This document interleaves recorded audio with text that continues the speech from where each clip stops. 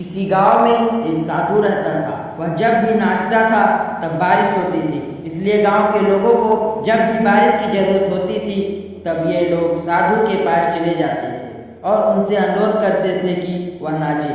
जब वह नाचने लगता था तो बारिश जरूर होती थी। कुछ दिनों के बाद 4 लड़के शहर से गांव घूमने आए। जब उन्हें ये बात पता चली कि किसी साधु के नाचने से बारिश होती है तो उन्हें यकीन नहीं हुआ। शहरी पढ़ाई लिखाई के घमंड में उन्होंने गांव वालों को चुनौती दे दी, जब हम भी नाचेंगे तो बारिश होगी। अगर हमारे नाचने से बारिश नहीं हुई तो साधु के नाचने से भी बारिश नहीं होगी। अगले दिन सुबह सुबह गांव वालों ने उन 4 लड़कों को लेकर साधु के कुटिया के पास पहुंचे। गांव वालों ने साधु को सारी बात बताई। फिर उन लड़कों ने नाचना शुरू किया। पहले लड़के ने नाचना शुरू किया। आधे घंटे बीत गए। फिर वह पहला लड़का थककर बैठ गया, पर बादल नहीं दिखे। कुछ देर बाद दूसरा लड़का ने नाचना शुरू किया। फिर 1 घंटे बीतते बीतते वह भी थककर बैठ गया। बाकी दोनों लड़कों ने भी ऐसा किया, पर बारिश नहीं हुई। अब साधु की बारी भी आई नाचने को। 1 घंटा बीत गया, पर बारिश नहीं हुई।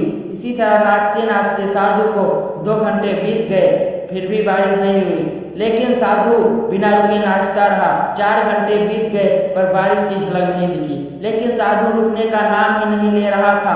धीरे धीरे शाम ढलने लगी कि तभी बादलों की गड़गड़ाहट सुनाई दी और थोड़ी देर बाद जोरों की बारिश होने लगी। ये देखकर 4 लड़के दंग रह गए और तुरंत साधु से क्षमा मांगी।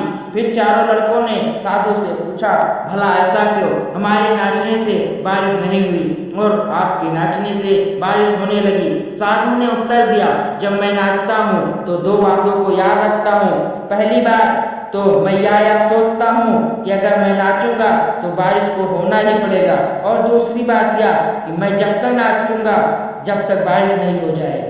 सफलता पाने वाले को यही गुण विद्यमान होना चाहिए। वह जिस काम को करते हैं उसमें उन्हें सफल होने का पूरा भरोसा होता है, और वह तब तक उस काम को करते हैं जब तक कि उसमें उसको सफलता ना मिल जाए। इसलिए अगर हमें सफलता हासिल करनी है तो इस साधु की तरह ही अपने लक्ष्य को प्राप्त करना हो।